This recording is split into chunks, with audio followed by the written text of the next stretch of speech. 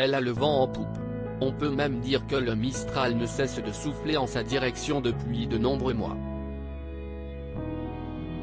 Laure Calamy, qui a discrètement joué au théâtre pendant une vingtaine d'années, a vu sa carrière exploser après avoir incarné la truculente Noémie dans la série 10%. Détentrice d'un César de la meilleure actrice pour son intervention dans Antoinette dans les Cévennes en 2021, la comédienne a tout simplement tourné 25 films en l'espace de 7 ans, dont 3 qui débarquent actuellement au cinéma.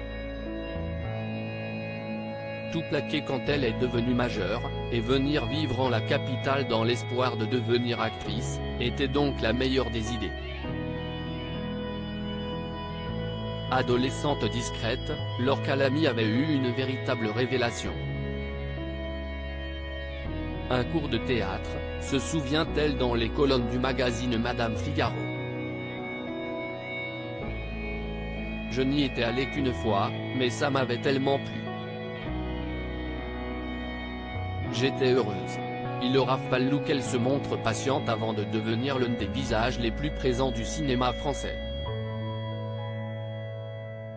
Pour autant, le succès, la gloire, rien ne semble lui monter à la tête.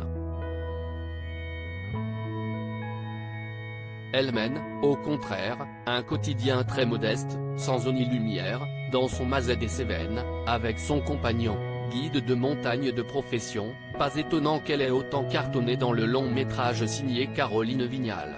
L'idéal, pour la planète, serait de faire moins d'enfants heureux en ménage. Dans le Massif central, Laure Calamy est épanouie en amour, mais aussi en famille.